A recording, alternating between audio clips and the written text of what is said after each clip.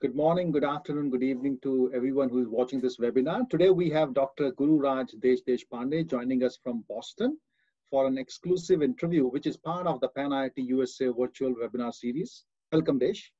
Hi, Witty. How are you doing? I'm doing fine, thank you. Thank you very much for making time for us. Well, PanIIT USA is an umbrella organization representing an alumni network of the most recognizable symbol of India's intellectual excellence, achievement, and leadership, the IIT system. The IIT alumni around the world has created sustained value for the organizations and communities with their thought leadership, business acumen, and the sense of social responsibility, all of which are the principles of the IIT brand of education.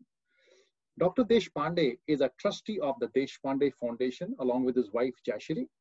He's also the president and chairman of Sprata Group LLC, a family investment company, a board member of Tehas Networks, and a life member of MIT Corporation. Dr. Deshpande co-founded Sycamore Networks in 1998 with the vision of creating next generation optical networking technology. The company soon went public, and in March 2000, it was valued at $45 billion US. Before co-founding Sycamore Networks, he founded and was chairman of Cascade Communications. Between 1991 and 1997, Cascade grew from one-person startup to a company with 500 million in revenue and 900 employees. In 1997, Cascade was acquired by Ascend Communications for $3.7 billion US. Well, Desh's entrepreneurial career spanned the last 3 decades. He was involved as a founder, a founding investor, chairman of several companies, including Cascade Communications, Sycamore Networks, Coral Networks, Tehas Networks, Simron, Web Dialogues, Airwana, Sandstone Capital, A123 Systems, and Curata. The Deshpande Foundation strengthens ecosystem that creates significant social and economic impact through entrepreneurship and innovation. Well, Desh holds a BTech in Electrical Engineering from IIT Madras, an ME from the University of New Brunswick in Canada, and a PhD from Queen's University in Canada. Before I go ahead, I would like to know that Desh will be turning 70 in the next few weeks. So I really want to structure this webinar, the first 25 years of Desh involved with the IIT system, the next 25 years, the entrepreneurship, how he built the companies, and the last 20 years, he's giving back to the community, what all he has been doing.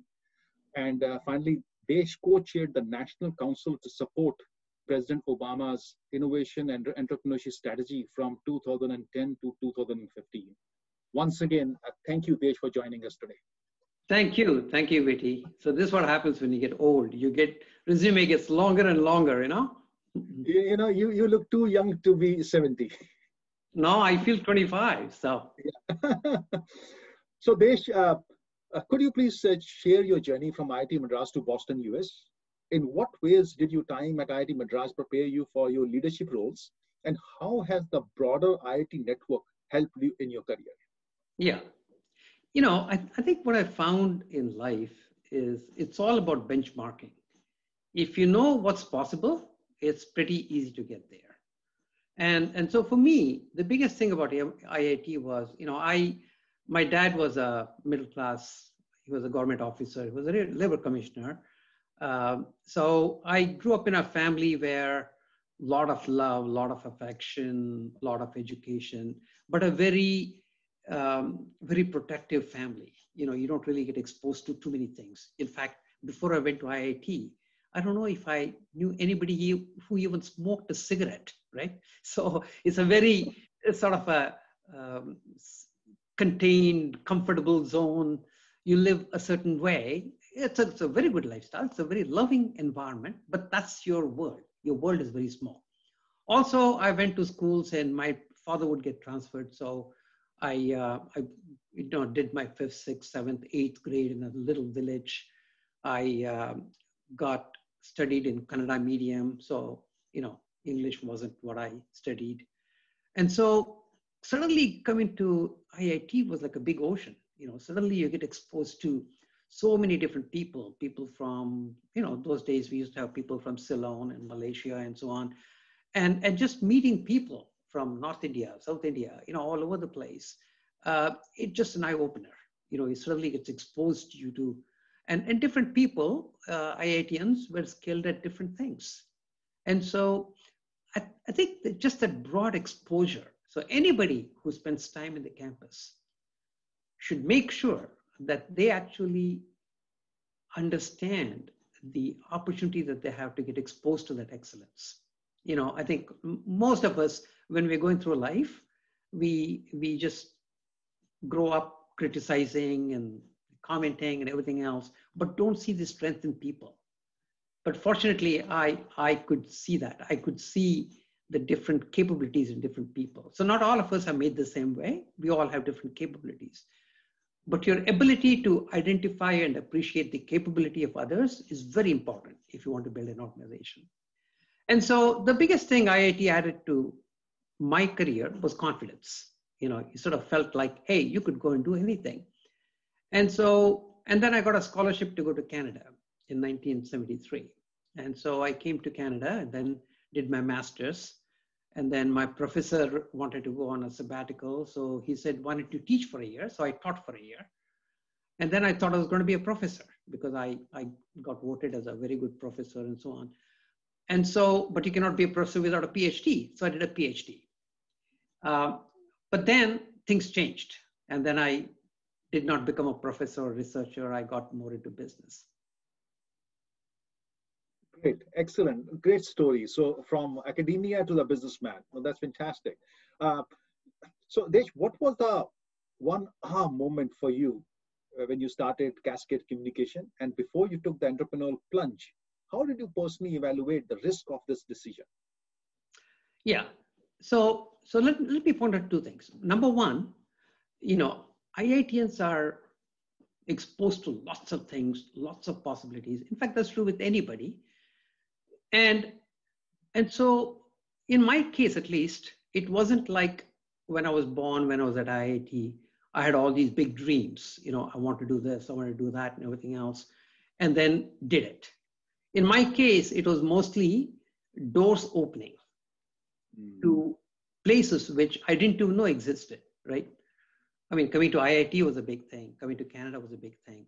And so what happens is it's all serendipity. You meet people, you meet situations, you come across things. But the question is, do you have the ability to see the goodness in it and grab that opportunity? And it all starts with good people. So if ever you come across good people, and if you get an opportunity to work with them, you should pay anything to be able to do that. You shouldn't worry too much about how much you get rewarded, how much you make, and so on, because when you work with excellent people and you build those capabilities, that's an asset that you carry on your balance sheet throughout your whole life. And that pays handsomely. So what happened was, when I was finishing up my PhD in Canada, there was a little company in Toronto which had fantastic technology, but they were struggling. And so they decided to financially shut down the operation. And so the head of VP of engineering, Dr. Peter Brackett, he came to teach at Queen's University, and we got to be good friends. But then soon, Motorola came and bought that company, that struggling company in Toronto. When they bought the company, Motorola said, hey, Peter, why don't you come back and be the head of engineering? So Peter went back and became the head of engineering there. Because I'd gotten to know Peter, as soon as I finished my PhD, he called me up and said, Desh, forget all this research. Why don't you come here? And I had so much respect for Peter that I didn't even think twice. I just went there. And then over the next 4 years, from 1980 to 84, we went from 20 people to 400 people business and so on. And I was one of the 3 guys who made it all happen. So I didn't know that I could be a business guy, I could be a manager, I could be a marketing guy, I could be a sales guy, all that stuff. But it all just happened. And then also I got married to Jayshree in 1980. She's also from IIT Madras. So in 84, when we look back, even though we had done all this for Motorola, we said, hey, why do it for Motorola? Why can't we do it for ourselves? And the only 2 places that had venture capital in early 80s were Boston and California. So we moved to Boston from Toronto in 1984. So we've been here since then.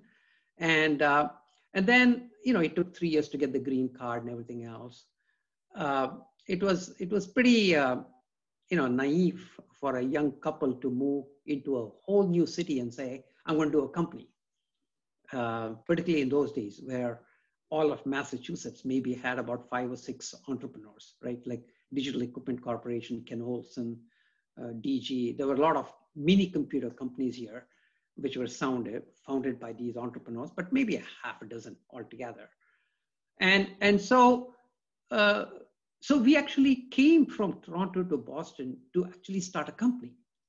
And the risk, I don't know if we ever look at it as a risk. The way both I and Jayshree looked at it was when I came to Canada from India, I had $8 in my pocket, right? Because that's all the Reserve Bank of India had run out of all the exchange. And that's the story with everybody who came in the 70s. You only came with $8. You left our country with $8 in your pocket. So how could you ever lose? I mean, as long as you have more than $8 in your pocket, you're ahead of the game, right? And also, with all the education that both I and Jayshree had, we always felt that we'll always have enough to eat and drink and make a living. So once that's done, then you really want to spend your life doing things that you really want to do. Wow. And I had that taste of being entrepreneurial, building a company. And the biggest kick in doing those things is that every year you look back and say, I didn't know I could do this, right? And not only for yourself, but it's everybody who works with you too. All the kids that you hire, people that you hire, they all look back and say, I didn't know I could do this. And that gift that you can give to other people, that gift you can give to yourself is the biggest kick you can have in life. And so as soon as we got the green card, I left and started a company. Excellent. So this was Cascade Communications. No, actually, before that, I started a company called Coral Networks. Oh, Coral. Those days, to start a company, because most of the venture guys would have maybe $10 million at most, right? That was their fund. And so if they give you $1 million, they looked at it 100 different ways. And if something went wrong, they wanted to make sure that you hurt more than they got hurt. Because they only had $10 million, right? I mean, that's all they had to invest. And so you had to go without a salary at least for a year. So I and Jayshree, I quit my job and Jayshree kept her job, and we had 2 little kids. And so she was the breadwinner for a year. And at the end of the year, dream come true, I had another co-founder from Boston. So the 2 of us, and he was more an established guy here, Frank Bruns. And so together we raised money. We raised $3 million, which was a pretty good amount of money. And then Jayshree quit her job because I was on a payroll and we had 2 little kids.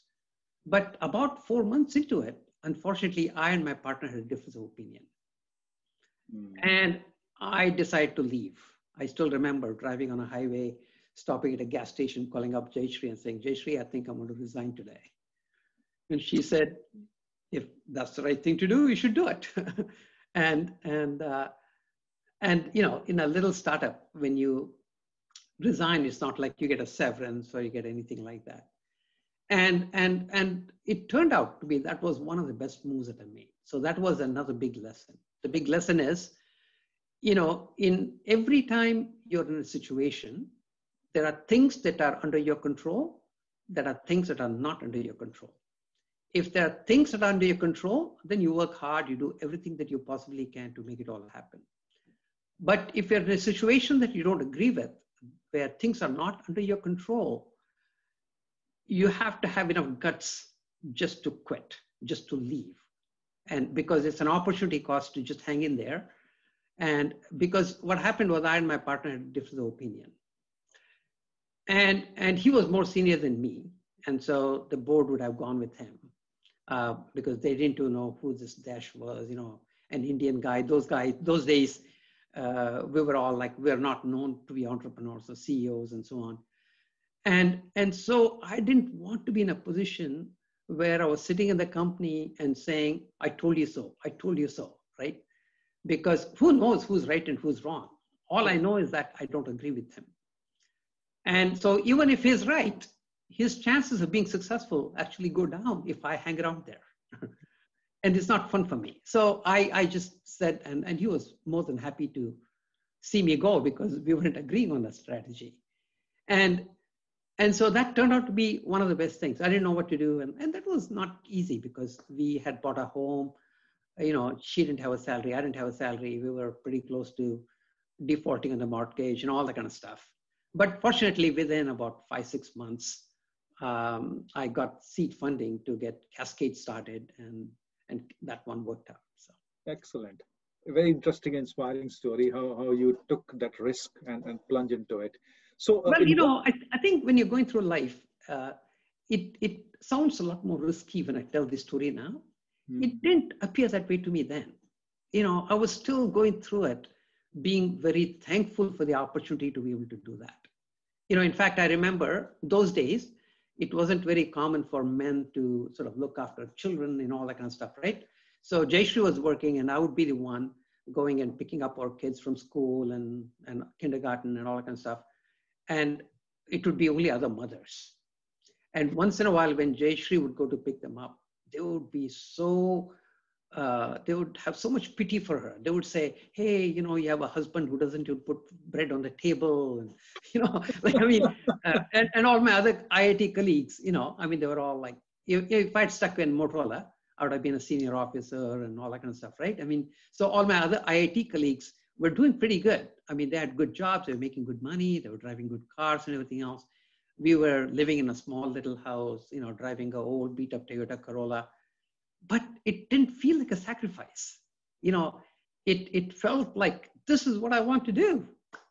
And so somehow I've gone through life always being grateful for the opportunities that I've had. So I think risk is what? Risk is fear of losing something, right? So if you're doing things that you really love doing, there's no fear of losing. What are you losing? I mean, everything is an opportunity for you because you're doing things that you really love doing. And so I think risk is overrated. You know, we try to sort of protect ourselves with everything. You know, we want to buy insurance for this and insurance for that. You know, in some ways, life is pretty fragile.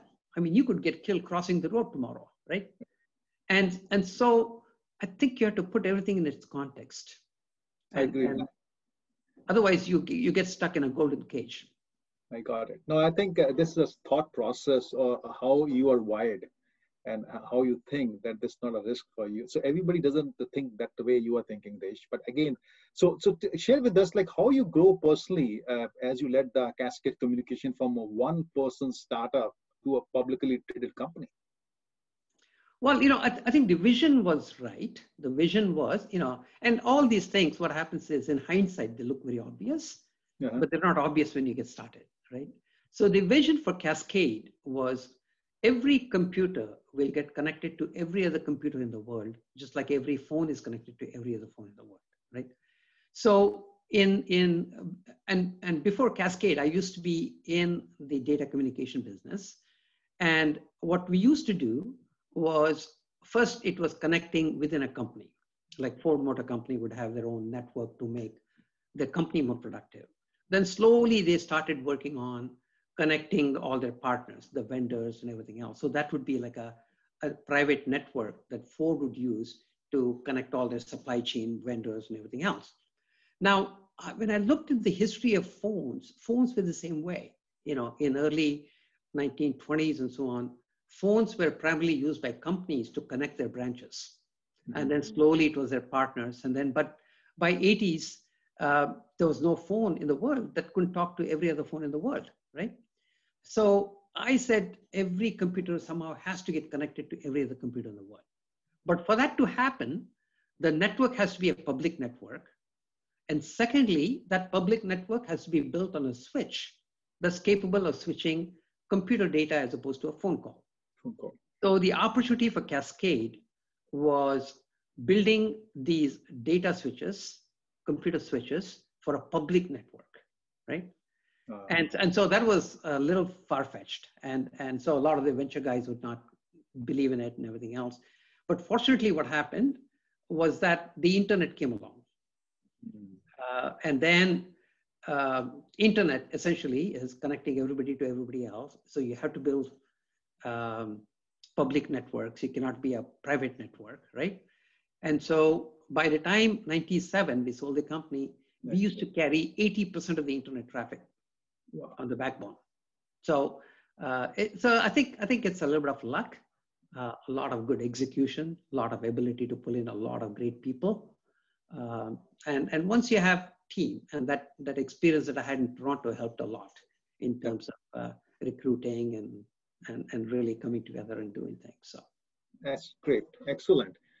So and as you reflect on your exciting career, and do you ever think of one or two high impact decisions that you would like to change if you were to do it all over again? I don't know if I would change anything. You know, I have a slightly different perception of making mistakes, missing opportunities, everything else. You know, I think nobody ever makes a mistake, right? You don't make a bad decision when you're making a decision, because you make a decision based on the facts that you have. You may not have all the facts. It may not be the right decision, but you're making a decision because it's the right decision. Now, the only mistake a lot of the people make is that decision either becomes a good decision or a bad decision as time goes on, right? A week later, 2 weeks later, a year later, 5 years later.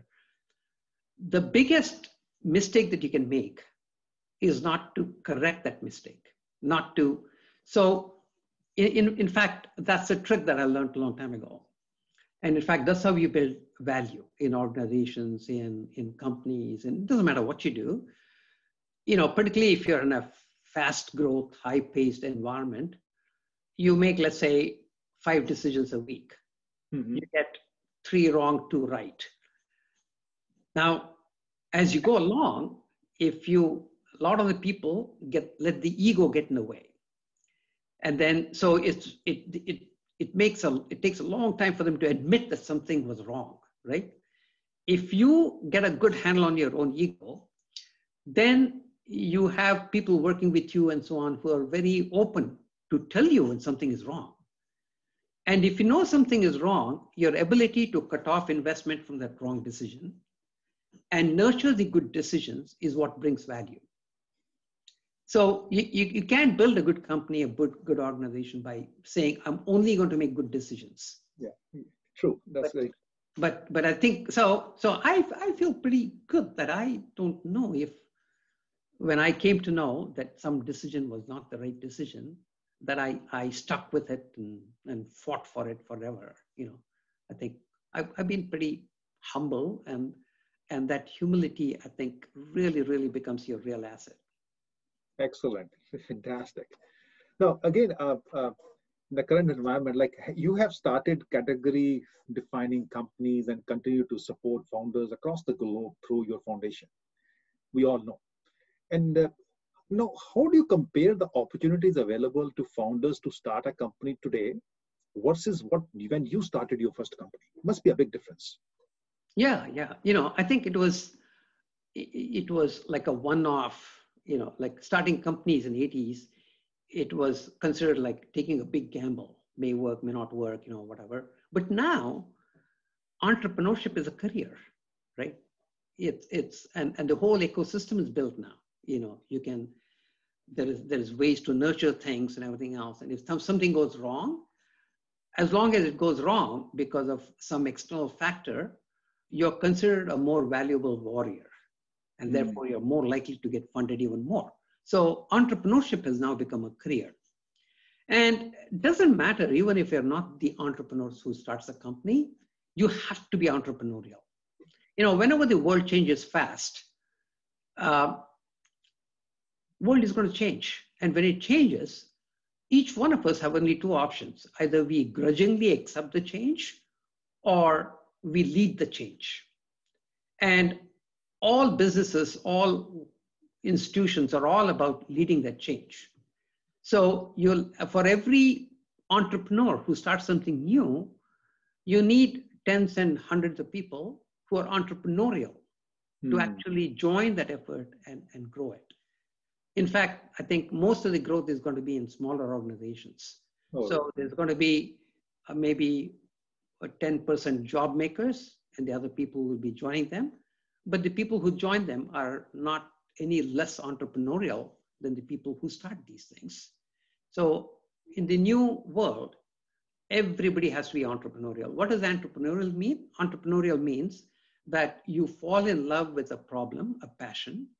You say the world is A, but I want it to be B, and B is a lot better than A. And you do whatever it takes to achieve your dream. So you're not going to let your expertise get in the way. You're not going to let some resources get in the way. You're just going to figure out what's coming in your way and find a way to solve it. Because you don't have to know everything. You're an integrator. There's enough expertise, enough people, enough money, enough resources that exist. And your ability is to be able to articulate the passion and why it's such a good thing to do and why so many other people should join that effort. Excellent. So, long back, I read that book, Who Moved My Cheese? And that is happening today. You can't stick to your guns. You have to move with the wave. You have to be entrepreneur. You have to think outside the box to make it happen. Yeah, so conventional methods like agile is in play, waterfall is going, methodology is going back. And it's like a history now. So you're absolutely right. We have to be always ready to change. Otherwise, you get lost. Yeah, so, also it's a lot of fun. It's a lot of fun. I think and also it's not like you can create one change and then be successful and then rest for the, I think that's a mistake that some of the people who have had some success make. Then they feel very, they're very careful. They don't want to, you become a king of the hill and then you don't want to let go that hill, right? Right, you're in the comfort zone. So you don't want to go to the zone now. Yeah. But unless you are reinventing yourself all the time and leading the change, you just lose that. I think the excitement that you have when you're leading a change, the biggest gift is you get up in the morning and you're excited about the day, right? Okay. And the biggest blessing you can have is if every day of your life is like that. And it cannot be like that unless you are risking, unless you're gambling, unless you're thinking about something new, you're risking, things will go wrong. So it comes back to the sense of risk. So you really have to learn the joy of leading that change, right? And once you get hooked on it, then I don't know if you would live any other way. Correct. A lot of IIT alums think of launching their dream boats, but many never take that plunge.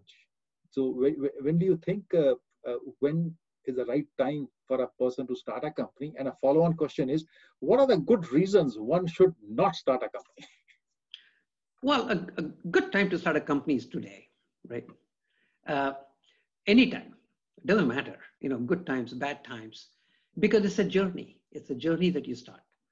And why do people not start a company? But if people are not really truly passionate about it, they should not start a company, because what happens is people who think that they want to do a company because they see their friend do a company and be very successful, they will definitely fail. I mean, once in a while people get lucky and something happens and they get bought out in the first 9 months for a multi-billion dollars and they make a lot of money.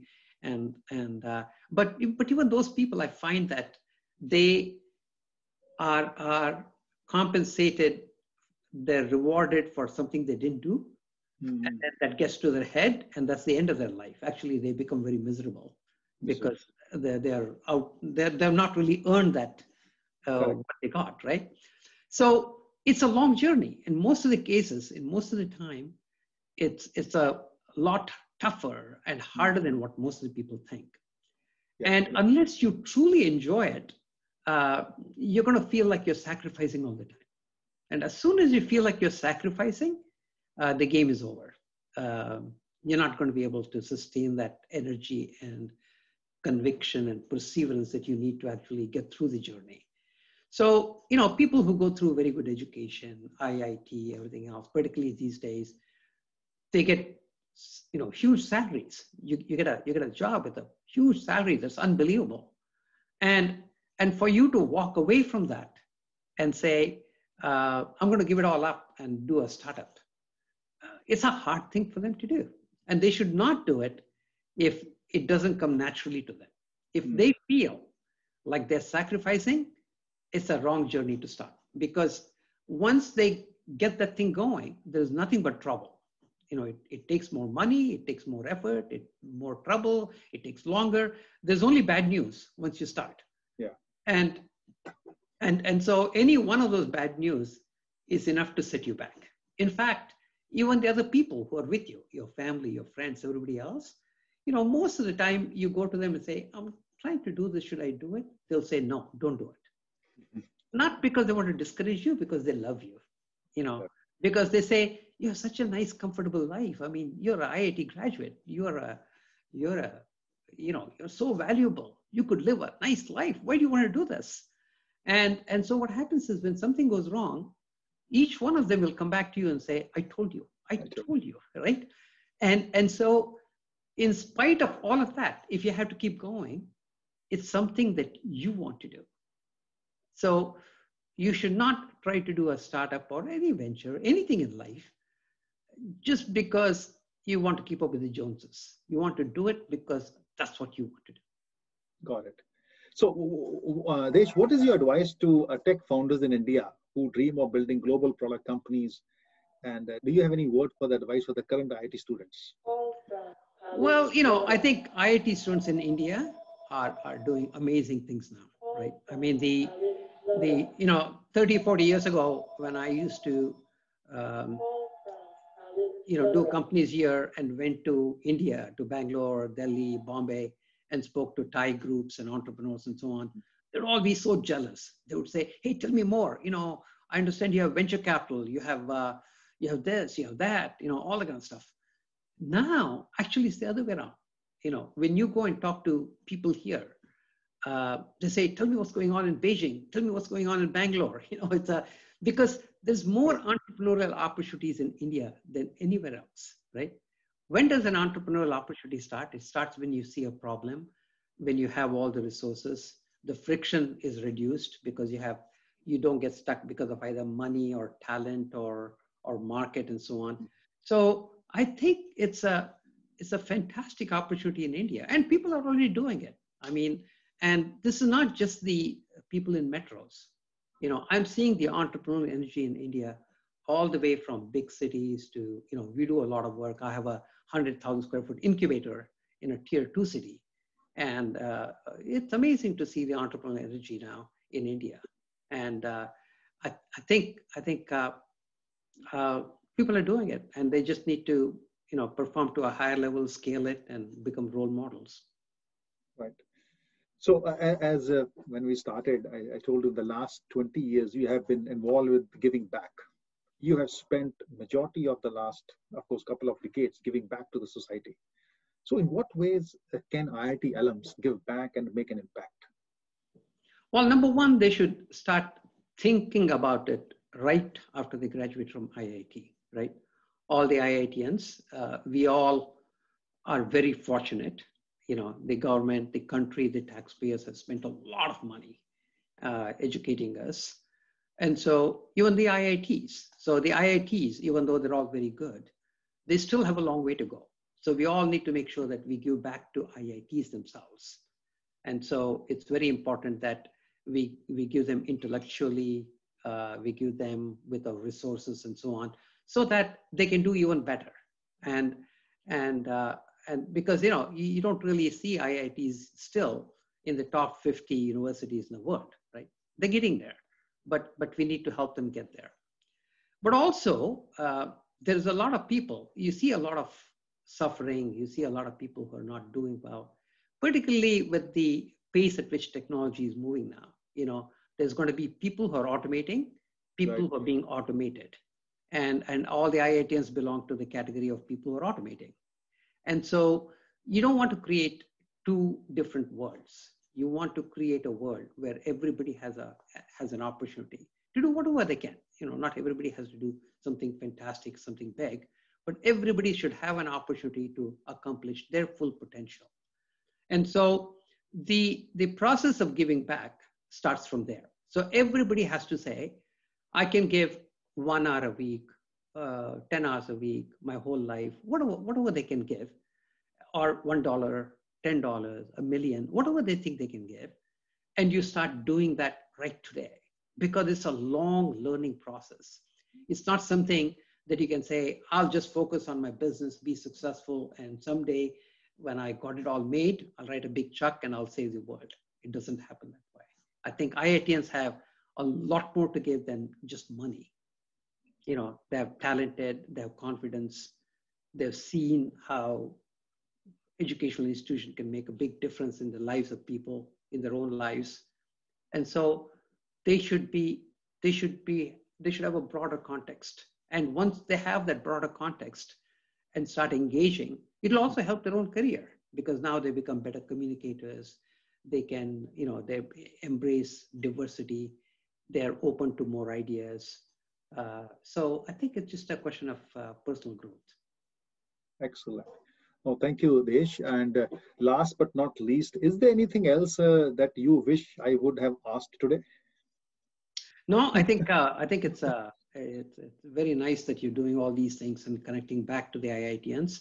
The young IITians are very, very promising people. I see the level of confidence in them. I see their passion to make a big difference in the world. They're not motivated just by economic success. And I think all the older IITians need to make sure that we mentor and create opportunities for all of them, so that they can actually achieve their dreams. And it's only through achieving their dreams that we can achieve our dreams. Excellent. So as Desh, you said you'll be turning 70 soon. So we all want to wish you a great life 70 after 70. Hope you keep on doing the good work like this, what you have been doing for years now, giving back. You are the ideal, you are one of the icon for us to look at, and all the 45,000 IITians in the country, in the US, they look upon you, what you have done for the community, for giving back. That's an incredible thing you have been doing, and all the very best from our side. So on behalf of PanIIT USA, I would like to personally thank you for your time. And also, I would like to thank all the PanIIT USA volunteers engaged with different initiatives. And special thanks to our Arun, Jain, Vice President, PanIIT USA, who's the technologist for these online webinars, and Ashish Kakran, who manages this team responsible for this exclusive session. So he's helping us for all the webinars. So Desh, it was indeed a pleasure to have you with us today, and hope you will return to visit with us again in the future. Thank you. Thank you. Thank you very much.